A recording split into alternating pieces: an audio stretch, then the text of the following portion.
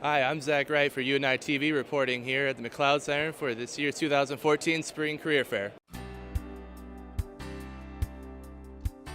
Matt Neese sat down with me to tell me more about the UNI Career Fair. So we have multiple career fairs at UNI.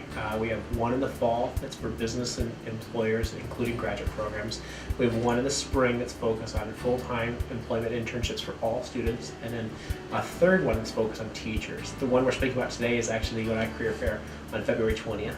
The main reason we're doing that is we want to bring about 120 to 130 employers to campus to meet our great students on this campus to help them connect for internships and jobs for after graduation. There will be several types of careers that will be offered to students. The primary driver is typically business.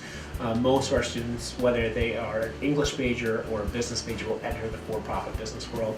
In addition to that, we have healthcare represented. We'll have some government agencies. There will be some organizations there representing like the police forces and even the Army Coast Guard. So we have quite a wide array, and yet even with the wide array, like I said, the majority of those employers will be business employers. There are a lot of really good companies coming, or organizations.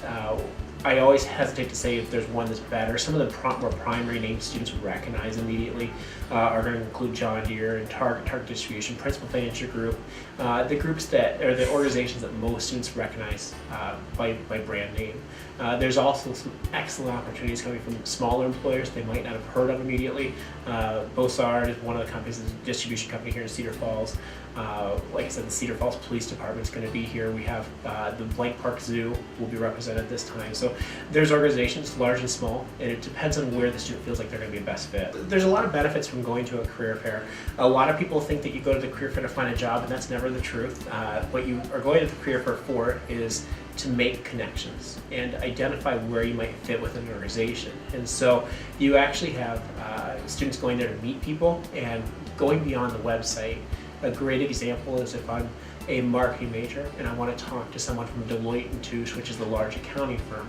Deloitte's here primarily looking for accountants. And when you go to the website, they might have a position for me, and I don't know where to start. So now I've got a name that I met from somebody at the career fair that I can always follow up with.